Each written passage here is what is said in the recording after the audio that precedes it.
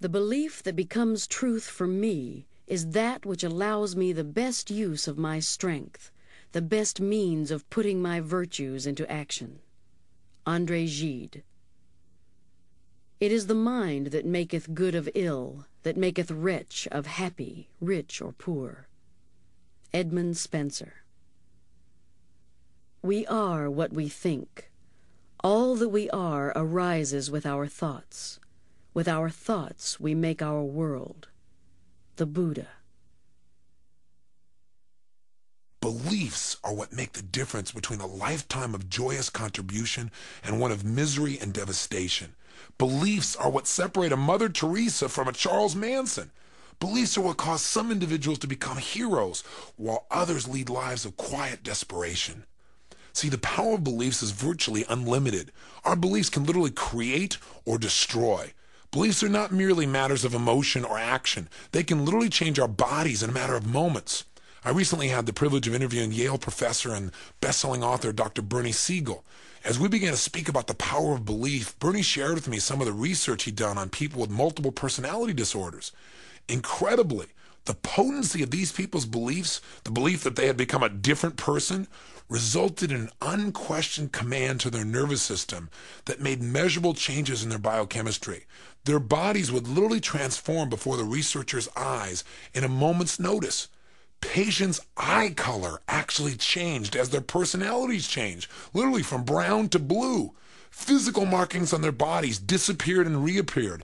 Even diseases such as diabetes or high blood pressure would come and go depending on the person's belief as to which personality they were truly manifesting. So what exactly is a belief? This thing that's so powerful. Basically, it's simply a feeling of certainty about what something means. It's a feeling that's supported by what we call references, by life experiences that hold that belief up. Think of an idea as a tabletop with no legs. There's nothing to support it. It's not solid. It becomes a belief the day you put legs underneath that tabletop. Now it's supported. Now it's solid. Now you feel certain. If you have a belief, for example, that you're sexy, that belief is supported by the events in your life. Your mate tells you that you're a terrific lover. You look good in your jeans. You work out every day. You keep your body in great shape, and you drive a hot car. You can develop a belief about anything as long as you find enough, quote, legs, in other words, enough references to support it. If you see yourself as a failure, for example, as someone who doesn't have the luck or the connections or the willpower of those who succeed, then that belief will govern your actions, and you'll most certainly mold exactly the life you predict for yourself. But if you honestly believe in your own capabilities, your capabilities to learn, to change, to adapt, to expand, to achieve personal breakthroughs, then your possibilities in life are literally unlimited. And you know what? You'll find references to back this up, to make yourself feel even more certain. And all personal breakthroughs, we must remember, begin with a change in our beliefs. How do we change our beliefs, though? The most effective way begins with understanding the pain-pleasure principle.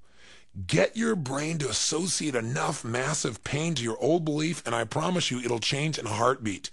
You've got to feel deep in your gut that not only has this belief cost you pain in the past, but it's costing you pain in the present, and ultimately, it can take away everything you desire from your future. Then you need to associate tremendous pleasure to the idea of adopting a new, empowering belief. Another important element in changing a disempowering belief is to create doubt. See, if you're really honest with yourself, aren't there some beliefs that you used to defend heart and soul years ago that today you'd almost be embarrassed to admit you even had? What happened to those beliefs? Something caused you to begin to doubt them. Maybe you had a new experience. Maybe something that ran counter to the experience that had propped up that old belief. Maybe, for example, you met some Russians and found out they were people just like you. They weren't part of some evil empire.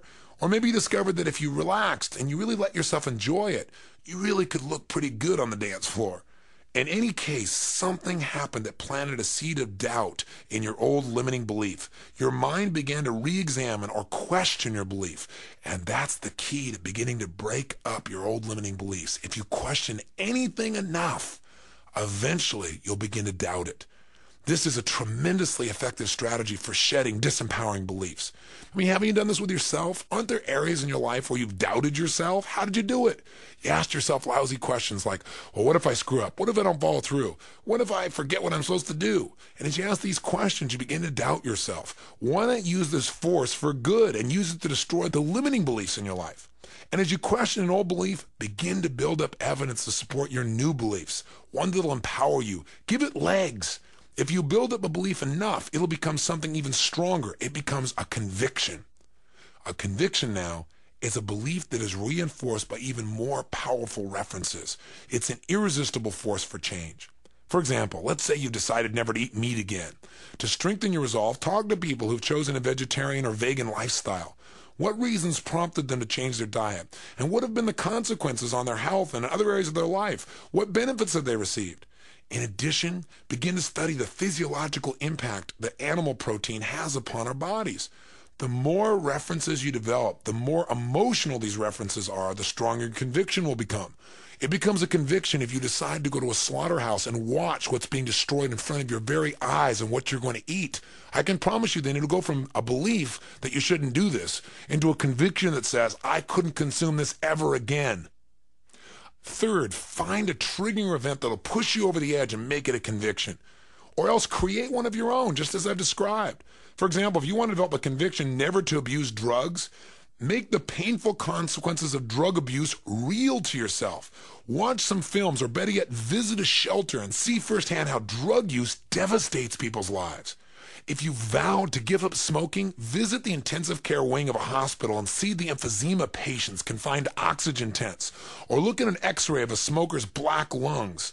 These kinds of experiences have the power to push you over the edge and establish true conviction. Finally, take action. Each action you take strengthens your commitment and raises the level of your emotional intensity and conviction. So begin today to develop a habit of focusing on the consequences of your beliefs.